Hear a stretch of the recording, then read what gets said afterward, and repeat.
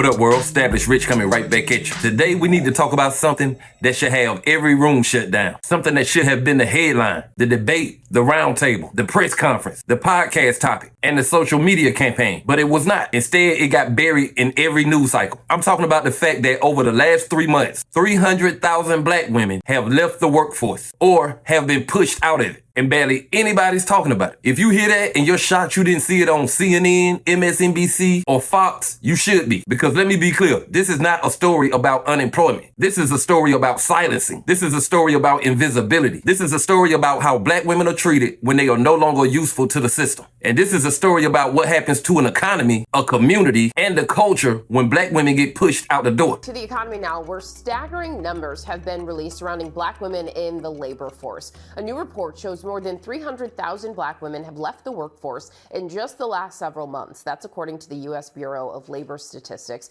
Joining me now is gender economist Katika Roy to break this all down and why they're leaving. Katika, thank you so much for being with us. You recently wrote an article where you say that this isn't happening by accident. Why do you think it is happening? This is happening because of cuts to public sector positions. So if you look at the federal labor force, black women make up just over 12% of the federal labor force. It's about double their representation in the labor force overall. And when you have targeted cuts up to 50% in organizations such as the Department of Education and HHS, you're not just trimming the fat, you're actually cutting the economic backbone for black women. Wow. And so what are some of the spillover effects from all of this? Well, one of the things that we know is that there is a connection between women's labor force participation and GDP. So just black women's labor force participation has dropped by just over 2% in the last 3 months. And that has sucked over $37 billion out of US GDP. So this is the economic cost of gender policy ignorance. This is really fascinating because do you think that most people are unaware of the actual impacts of things like this? Absolutely. So when we often think about women's issues or black women's issues, we think of it as an over there problem. It's not. It's an everybody problem.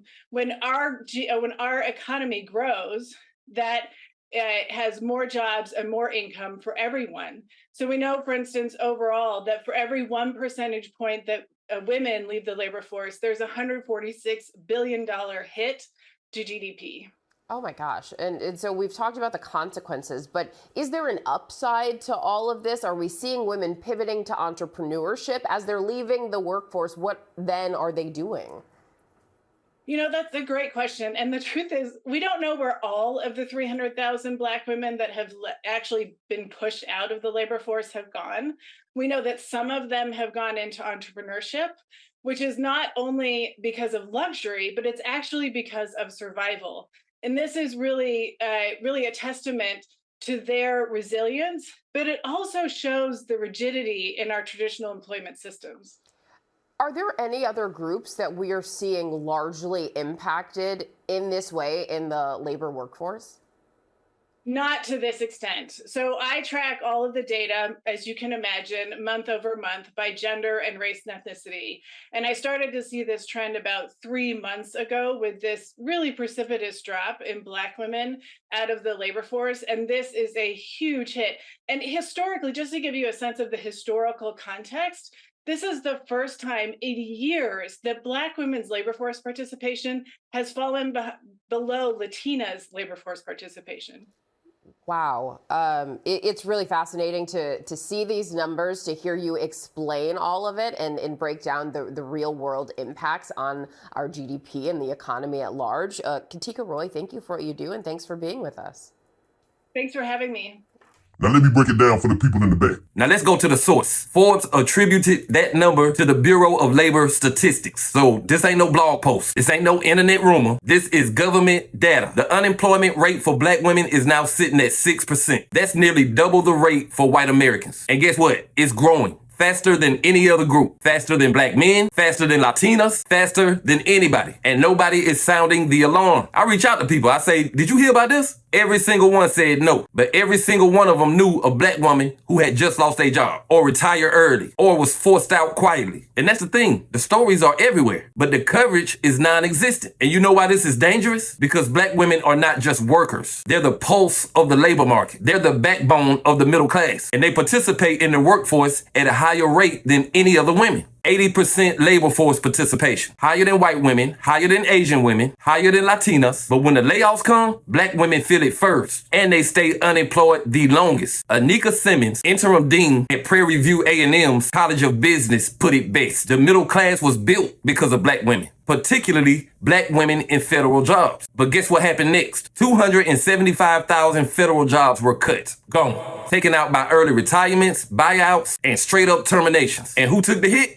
Black women. Why? Because black women make up 12% of the federal workforce, but only 7% of the private sector. And let's be honest, the private sector ain't never been fair to black women. Those federal jobs, they were stability. They were pay equity. They were retirement plans. They were legacy builders. And without them, the options left are discrimination, stagnation, and temporary contract work that never leads to growth. And now you got 300,000 black women sitting at home asking themselves, what now? And worse, you got a nation that's not even asking the questions for them. This ain't just a job loss story. This is a black family story. This is a black business story, because we know who's leading the households. 4.15 million single mother households led by black women. So if you take that job away from her, what happens to that child? Who pays for daycare? Who covers healthcare? Who buys school supplies? Who keeps the lights on? See, this is where you can see how a job loss can turn into a cultural collapse. And it ain't just about black women either. It's about the entire community. When black women lose work, black businesses suffer. Because black women are not just employees. They are also entrepreneurs. They're investors. They're community organizers. They're backbones. And if they're being forced out quietly while mainstream media turns its back, we have to ask why. Why is this not on the front page? Why didn't this trend for a week straight? I'm gonna tell you why. Because black women's value to this country is seen as expendable. As long as you smiling, as long as you strong, as long as you getting it done, you get used up. And when the layoffs come, the room gets quiet. Black women have been the face of DEI for years. But ironically, white women have been the biggest beneficiaries. And now that DEI is under attack, guess who they coming for first? Black women. Like they're the ones benefiting from it. The government is defunding diversity. Private companies are abandoning equity. And black women are paying for it with their livelihoods. And yet, the good news is still there. Black women are still out here getting degrees, starting businesses, taking charge of their own destiny, because they always have.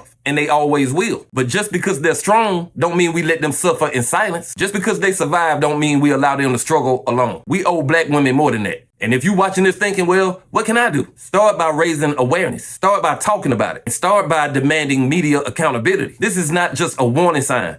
This could be an economic earthquake. And if black women fall, the foundation of the entire community will fall apart. I don't care if you're a corporate or creative, entrepreneur or educator, politician or podcaster. If you silent on this, then you part of the problem. Black women deserve more, and we're not gonna wait for the world to notice. We gotta make them notice. Like, comment, subscribe, establish rich. I'll be back with another one. Peace.